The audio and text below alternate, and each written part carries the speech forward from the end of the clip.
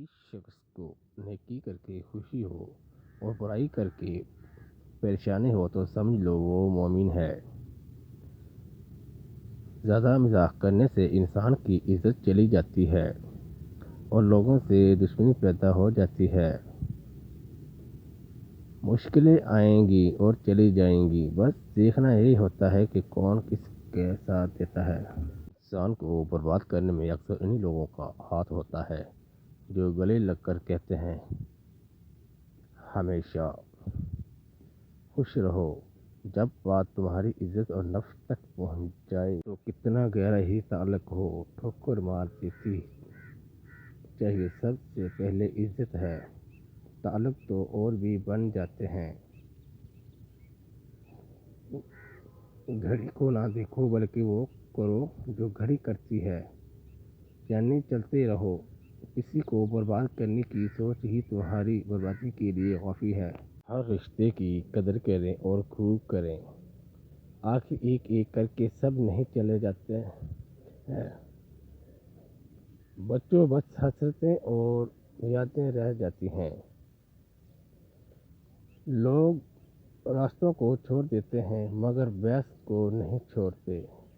برے وقت کا ایک بہترین حل یہ بھی ہے کہ خاموش اور صبر کے ساتھ گزرنے کا انتظار کرو۔ اپنی خواہشات کو کبھی اپنے قدموں سے آگے مت نکلنے دینا۔ جو مل جائے اس پر شکر ادا کرو اور جو چھن جائے اس پر افسوس نہ کرو۔ اگر یقین کامل ہو تو اللہ کا ہر فیصلہ دل کو سکون دیتا ہے۔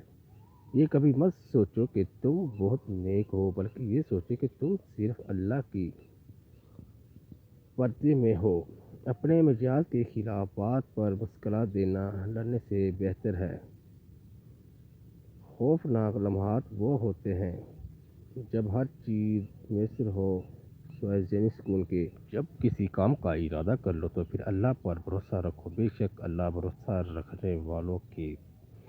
رکھنے والوں کو پسند کرتا ہے۔ جب نظر انداز ہونا شروع ہو جاؤ تو کنارہ کرو، کیونکہ وضاحت کھویا ہوا مقام واپس نہیں لا سکتی مگر خاموش مزاج دلیل سے بچا سکتی ہے۔ دنیا ان لوگوں کی وجہ سے تباہ نہیں ہوتی جو برا کرتے ہیں، بلکہ ان لوگوں کی وجہ سے ہوتی ہے جو سب کچھ دیکھتے ہوئے بھی خاموش رہتے ہیں۔ کچھ عرصہ رابطہ میں پہل کرنا چھوڑ دو، تمہیں معلوم ہو جائے گا کہ تم کتنے مردہ پودوں کو پانی دے رہے ہو۔ نہ جانے کون سی شہرت پر انسان کو ناز ہے، انسان تو اپنی آخری غسل کا بھی محتاج ہے۔ وقت اچھا ہو یا برا بدلتا ضرور ہے، اس لیے اچھے وقت میں کچھ ایسا برا مت کرو کہ برے وقت میں اچھے لوگ تمہارا ساتھ چھوڑ